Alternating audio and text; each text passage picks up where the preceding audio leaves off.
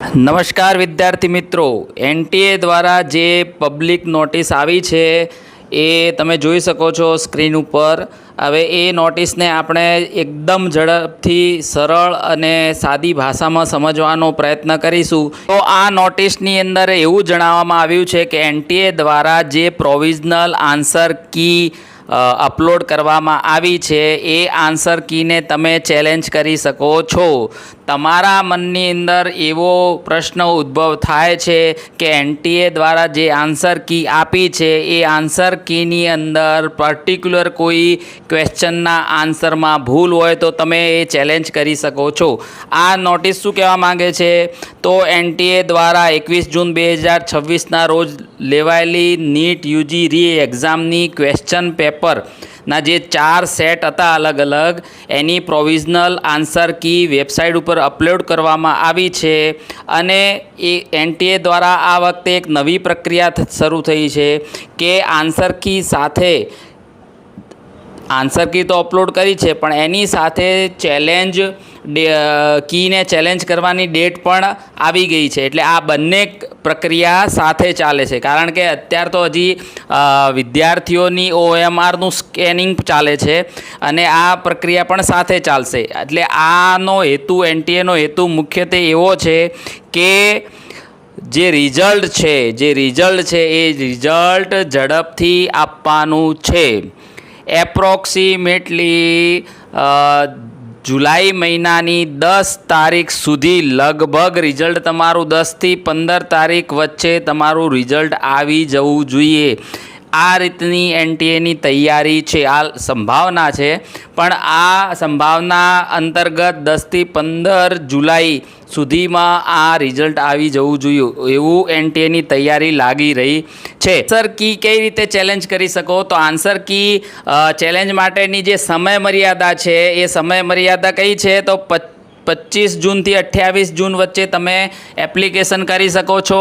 આ સંપૂર્ણ પ્રક્રિયા એ ઓનલાઈન થશે। તમે કોઈપણ જાતનો લેટર કે ઈમેલ દ્વારા તમે એ ચેલેન્જ ના કરી શકો કે ભાઈ આ જવાબ તમારો ખોટો છે। તમારે એની જે પ્રોસેસ છે એનટીએની પ્રોસેસ ફોલો કરવી પડે અને એ એનટીએના નીતિ નિયમ પ્રમાણે તમે આન્સર કી ચેલેન્જ કરી શકો। હવે પર્ટિક્યુલર દરેક ક્વેશ્ચન પાછળ તમારે 200 રૂપિયા ફી ઓનલાઈન ભરવાની હોય છે અને જો તમારું ચેલેન્જ એ એનટીએ સ્વીકારે છે અને એનટીએ પોતાની પ્રોવિઝનલ આન્સર કીમાં પર્ટિક્યુલર એ ક્વેશ્ચન માટે ફેરફાર કરે છે તો તમારા ભરેલા 200 રૂપિયા એટલે કે પર ક્વેશ્ચન 200 રૂપીસ એ તમને રિટર્ન મળે છે।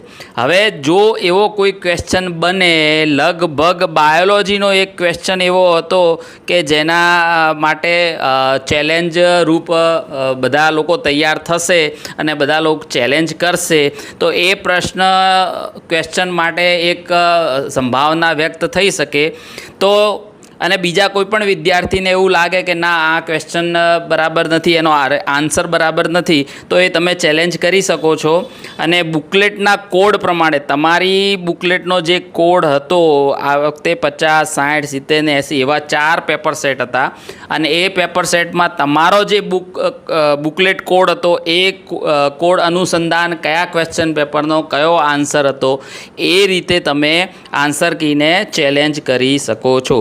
અને આ સંપૂર્ણ પ્રક્રિયા એની જે અધિકૃત વેબસાઇટ છે એના ઉપર જઈને કરવાની રહેશે। તો આ જે એનટીએનું જાહેરનામું આવ્યું છે એ જાહેરનામા આ રીતની આપણને સૂચના દર્શાવે છે અને આ રીતે આપણે કાર્ય કરી શકે।